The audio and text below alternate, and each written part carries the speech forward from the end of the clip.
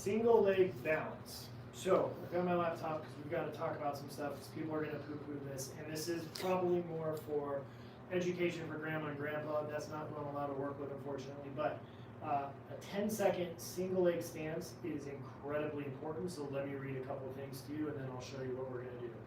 Inability to successfully complete a 10-second one-legged stance is associated with an approximately 84% higher risk of all-cause mortality after adjustment for age, sex, BMI, and comorbidities.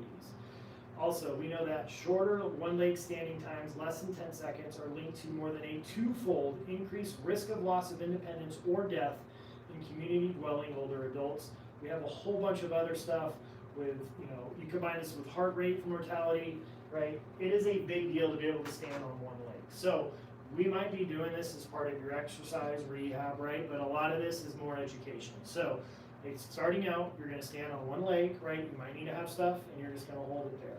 Now, I would recommend in the beginning, kick off the awesome shoes, so bye-bye Pumas, stand barefoot, right? Because you're going to have better proprioception, you're closer to the ground, you could react more.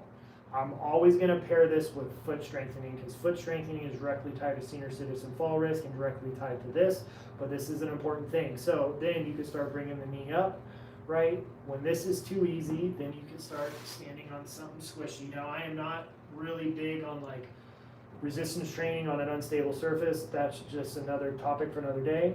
Apparently, I need to work on this a little bit, right? But we can do that. And then, if you're doing this in those crazy hokas with like crazy padding, it's almost the equivalent of doing on this. So I saw a great meme. A guy said squatting in hokas is the equivalent of this. He had a Ziploc baggie full of gummy worms, and he was literally squatting in that. So you could do your super padded shoes to mimic a squishy surface.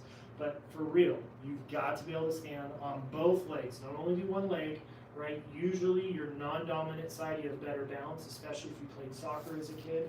But 10-legged balance stuff, it doesn't seem like a lot. It is incredibly important.